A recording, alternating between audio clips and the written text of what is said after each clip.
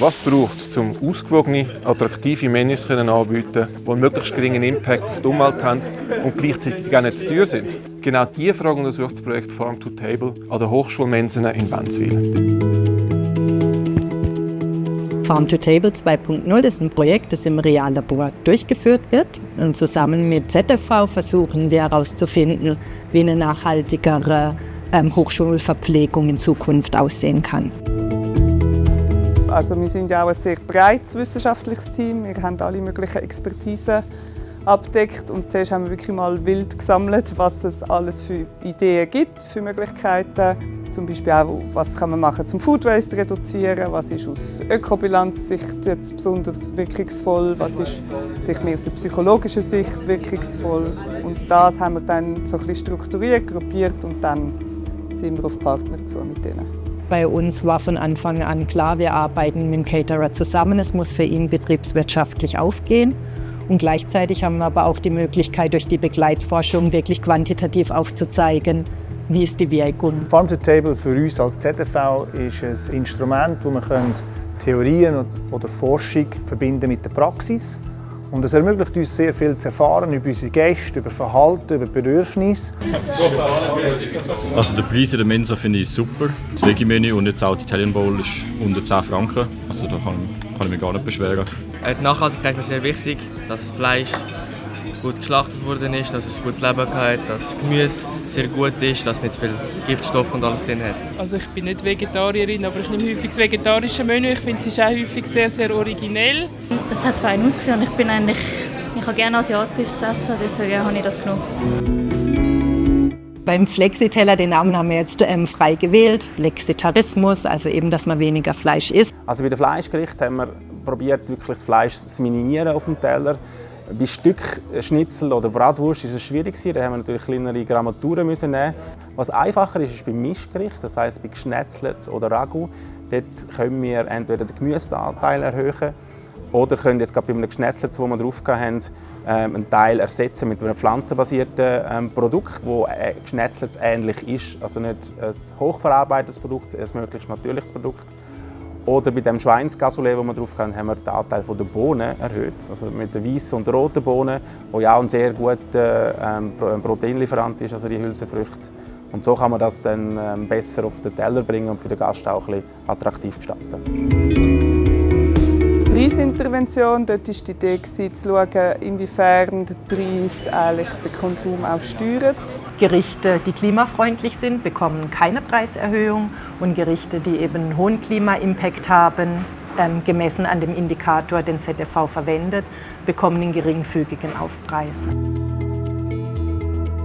Beim Veggie-Snack war unsere ursprüngliche Idee, regionale Wertschöpfungsketten zu stärken. Wir haben sehr viele landwirtschaftliche Betriebe in Wädenswil.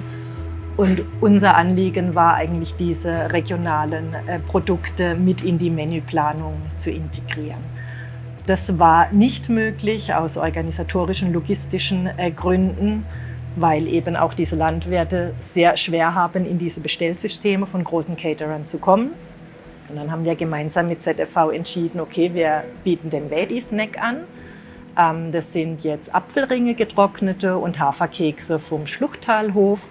Und das ist jetzt so der erste Schritt mal, um diese regionalen Produkte in die Mensa zu bringen.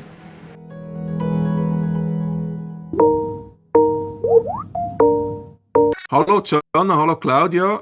Schön, dass ich euch höre, weil mich nimmt es sehr wunder, was aus dem Living Lab für Erkenntnisse getroffen werden können. Und ich habe ganz viel geforscht dazu. Könnt ihr uns eine kurze Zusammenfassung machen, was ihr dabei herausgefunden habt? Ja, mega gerne. So, genau. Also wir hatten eigentlich so 3 zentrale Erkenntnisse gehabt. Der erste war auf jeden Fall, dass die Angebotsgestaltung zentral ist und dass, wenn man mit pflanzenbasierten Gerichten anbietet, dass die halt attraktiv und ausgewogen sein, damit die Gäste das als erste Wahl haben und nicht als Verzicht wahrnehmen. Genau, bei der Preislenkung da haben wir auf jeden Fall gesehen, dass man die ganze Preisstruktur mitdenken muss, also dass man nicht einfach die Preise kann erhöhen und auch reduzieren, sondern dass man wirklich alle Kosten mitdenken muss, damit das dann auch umsetzbar ist langfristig für den Gastronomiebetrieb. Und andererseits haben wir gesehen, dass die Interventionen sehr unterschiedlich wirken bei verschiedenen Gästen. Profil und darum muss man die sehr genau auswählen und umsetzen und auch sich überlegen, wie man die am besten kommuniziert und wie man Gäste kann mit einbeziehen in den ganzen Prozess.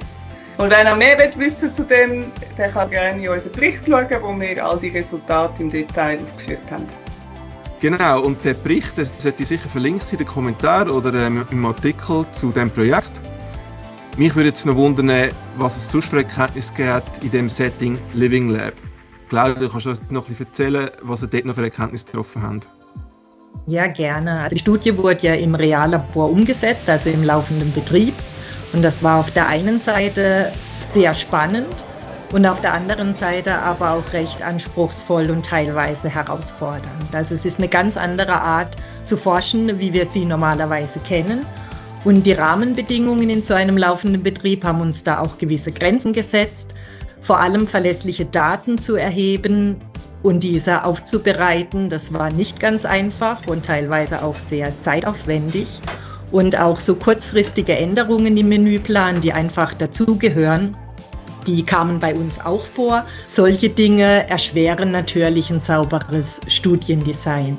Und auf der anderen Seite war das genau der Mehrwert unserer Studie. Wir hatten echte Gäste, echte Reaktionen, einfach ja, das echte Leben. Und die Zusammenarbeit mit unserem Projektpartner ZFV war dabei auch wirklich eine Bereicherung für uns. Und ja, diese Erfahrungen, die nehmen wir jetzt gerne mit. Jana und ich haben schon ganz viele Ideen für neue Projekte und bleiben definitiv am Thema dran. Super, ich habe es mega spannend gefunden und bin wirklich sehr glücklich, dass ich das Projekt dafür begleiten mit euch und bin gespannt, was dabei rauskommt bei euren weiteren Projekten. Danke vielmals. Danke dir. Ciao. Tschüss. Tschüss.